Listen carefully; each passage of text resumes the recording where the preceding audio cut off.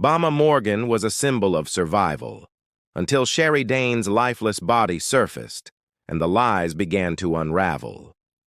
Bama Morgan was not someone you could easily forget. Long before the world knew her name, she was just another face in a small Alabama town where everyone's history was as familiar as Sunday church hymns. Born into a struggling family, Bama spent most of her early life fading into the background, working shifts at the local diner, raising her younger brother after their mother disappeared, and surviving in silence. That silence broke when she appeared in a Lifetime docuseries about women overcoming domestic violence. Her story, graphic, emotional, and raw, captured national attention. Viewers across the country were drawn to her strength, her Southern charm, and the chilling details of her escape from an abusive deputy sheriff. Almost overnight, Bama went from an unknown waitress to a household name. The show framed her as a modern heroine. Interviews with tearful friends, dramatized reenactments, and haunting background music cemented the image. She stood tall in every frame, delivering her truth with unwavering resolve. The world believed her. Fans flooded her social media with messages of support. She was invited to speak at women's rights events, became the face of a national awareness campaign, and signed a lucrative memoir deal. But while America celebrated her courage, something much darker was unraveling behind the scenes. Back home in Larch Pine, the community wasn't clapping. Old classmates, neighbors, and even members of law enforcement whispered about inconsistencies in her story. Some questioned the timeline of her escape. Others remembered events differently. The man she accused, Deputy Clay Rourke, had resigned quietly before the show aired, never facing charges. He refused all interviews, maintaining his innocence until his untimely death from a supposed overdose just months after the docuseries premiere. His family claimed he'd been ruined by lies. Still, no formal complaints were ever filed against him while he was active, and Bama refused to comment on any contradictions, insisting that survivors don't owe anyone the perfect story. But the spotlight is a powerful thing. As her star rose, so did the scrutiny. Producers began receiving anonymous emails claiming key parts of Bama's story were fabricated. A local journalist started digging and found that certain locations described in the show didn't exist. Online forums buzzed with theories, but no one had any hard proof, only suspicion. Bama, meanwhile, was preparing for the next chapter of her fame. A new series was in development, following her journey as an advocate for women. Her publicist called it a rebirth story. Her fans saw her as a phoenix rising. Then Sherry Dane disappeared. It wasn't national news at first, just another missing person in a small town where bad things occasionally happened. But those who knew Larch Pine and those who knew Bama recognized the name. Sherry and Bama had history. What that history entailed wasn't public knowledge yet, but as authorities began their search and as rumors swirled that Sherry had been working on her own version of the truth, one question began to echo louder than the rest. Had Bama Morgan become a danger not just to her enemies, but to her own narrative? Sherry Dane's body was found floating in Pine Creek early one Saturday morning, tangled in weeds beneath a low bridge just outside Larch Pine's limits. A pair of hikers spotted her, mistaking her pale form for a mannequin at first. It had been 6 weeks since her disappearance, and during that time, few outside her family seemed to care. But once her identity was confirmed, the story caught fire. Local news stations swarmed the area, and almost immediately, the focus shifted from the tragedy of her death to the mystery surrounding her connection to Bama Morgan. The two women weren't exactly friends, but their paths had crossed many times. Some would say too many times to be a coincidence. In high school, they had both dated the same man, Deputy Clay Rourke, the very man Bama accused on national television of abuse and manipulation. While Bama had painted him as a violent predator, Sherry had always spoken of him differently, even defending his name online after the show aired. She claimed Bama S. story was full of holes and had made a few posts on social media suggesting she had evidence that would clear the air. Those posts were quickly deleted. Sherry vanished just 2 days later. Now, with her body recovered under suspicious circumstances, the town buzzed with speculation. The medical examiner ruled her death inconclusive but suspicious. There were no signs of drowning and no major injuries, only superficial bruising and a shallow cut on her forehead. Toxicology reports found no drugs in her system. She hadn't fallen, she hadn't jumped, she hadn't overdosed. Detectives reopened her case with a new urgency, digging into her digital footprint. They found dozens of deleted messages between Sherry and a burner phone registered under a fake name. Investigators were able to trace the phone to a disposable SIM card purchased in Larch Pine 2 months earlier. Records showed the number had communicated multiple times with Bama's known contact list. Still, it wasn't enough to accuse anyone. There were no fingerprints, no DNA, no direct connection, only circumstantial threads that hinted at something hidden. Bama, when questioned by reporters, gave a simple statement. She was heartbroken to hear about Sherry S.'s death and wished the family peace, but she didn't attend the funeral. She didn't post any condolences. She went silent on social media for the first time in over a year. Behind closed doors, the production company responsible for her docuseries grew nervous. A sequel had been in early stages, but plans were quietly paused. Bama's legal team started scrubbing her name from online controversies, filing takedown requests and cease-and-desist letters to bloggers. Yet despite every effort to protect her image, public doubt had been planted. Sherry O.S.'s death had become more than just a tragedy. It was now a threat to Bama's entire story. And in the shadows of the town, she thought she had escaped. The past wasn't just catching up to her, it was digging up secrets buried too long. 3 months after Sherry Dane's body was recovered, the case appeared to be sliding quietly into obscurity. The sheriff's department had no suspects, no arrests, and no real progress to show. Public attention started to drift elsewhere, but that changed abruptly when a small cardboard box arrived at the Larch Pine Sheriff's Office. It was postmarked from out of state, with no return address. Inside were 3 old mini-DV tapes wrapped in a grocery store receipt dated 5 years earlier.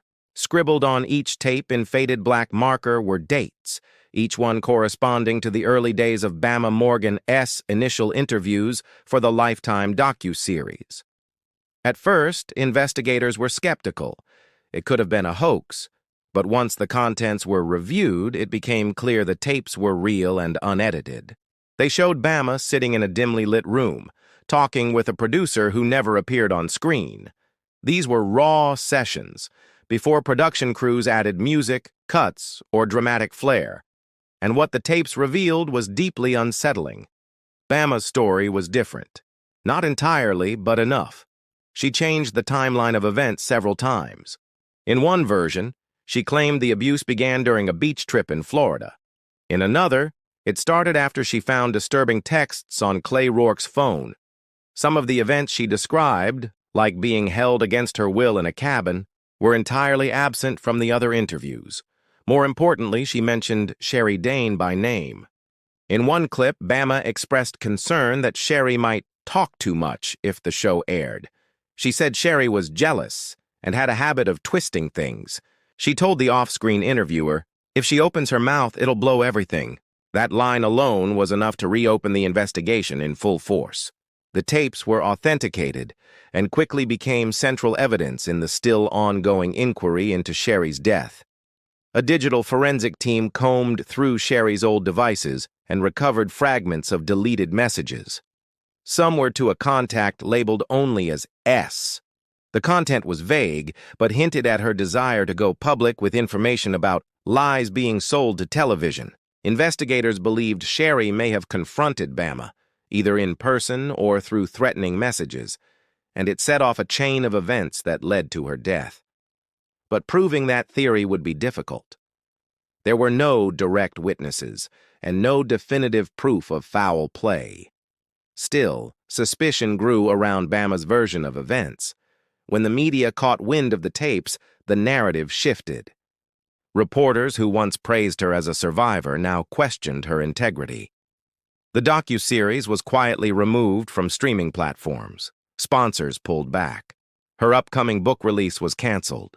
The woman who had once inspired millions now faced a wall of public doubt.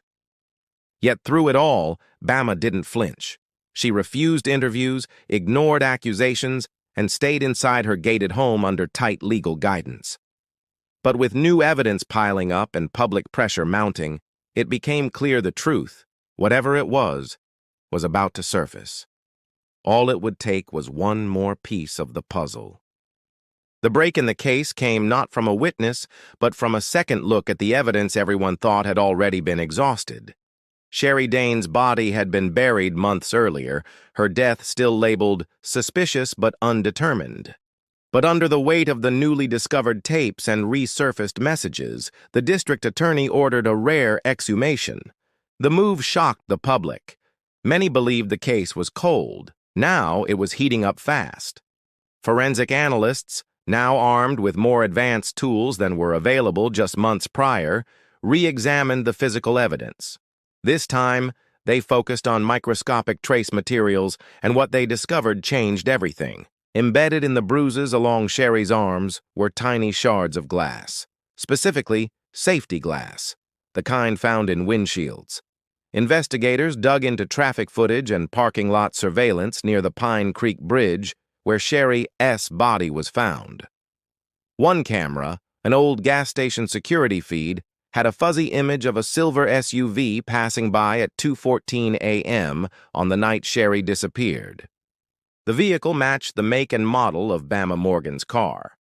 Although the license plate wasn't clearly visible, authorities believed it was more than coincidence.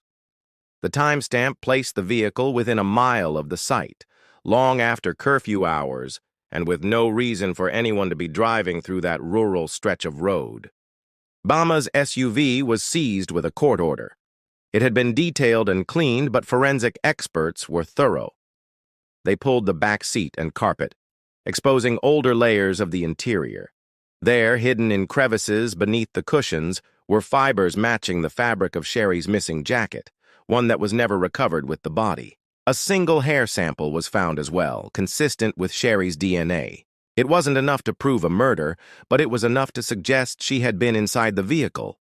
As these developments became public, Bama's team pushed back hard. Her lawyer claimed the jacket fibers could have come from a shared event years ago. He reminded the press that suspicion was not guilt and reiterated that Bama had never been charged with any crime. But behind closed doors, the narrative was unraveling. Investigators began to reconstruct a new theory. Sherry and Bama met on the night of her disappearance, possibly to confront one another. The struggle may have taken place in Bama's car. The safety glass suggested there was damage, possibly from Sherry trying to exit the moving vehicle. But what happened next remained unclear. With mounting pressure, law enforcement prepared for a possible arrest. Before they could act, Bama Bunny's her home was found empty. Her phone left behind on the kitchen counter. Surveillance showed her leaving in a rental car 2 days before a warrant could be issued. Who'st like thought the woman who had once captured the hearts of millions was now a fugitive. The town of Larch Pine buzzed with shock. Nationwide media reignited their coverage. And as the manhunt intensified, one question consumed everyone. Was Bama Morgan running from the law, finally ready to control the ending to her own story? The video appeared on an obscure, private streaming platform late one Sunday night. It was titled simply The Truth by Bama Morgan. It was only 18 minutes long. No one knew how it got there or who uploaded it. But within hours, It spread like wildfire. News anchors scrambled for details. Social media exploded, and true crime forums lit up. After weeks of silence and disappearance, Bama Morgan had resurfaced this time not on a red carpet, not on a stage, but in front of a dim, static camera, her face bare, and her voice steady.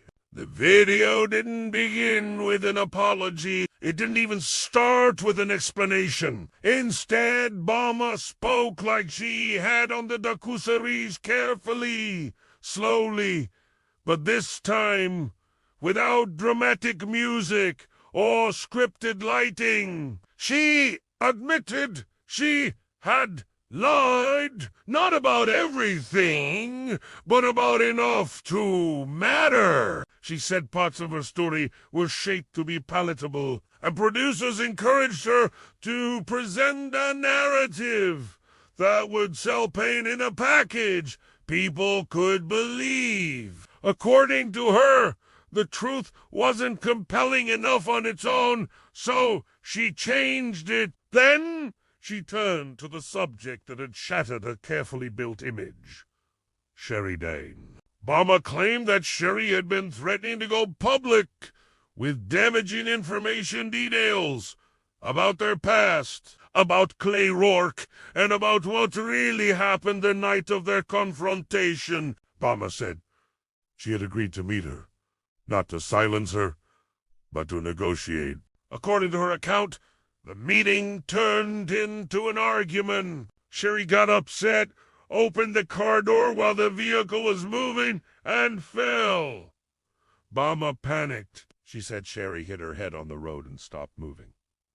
She wasn't breathing. In a state of fear and desperation, Bama claimed she moved the body to the creek to make it look like a random drowning. She said she knew it would destroy her career if anyone found out, and by then her entire life depended on being believed. The confession ended with a chilling statement. I didn't kill her out of hate.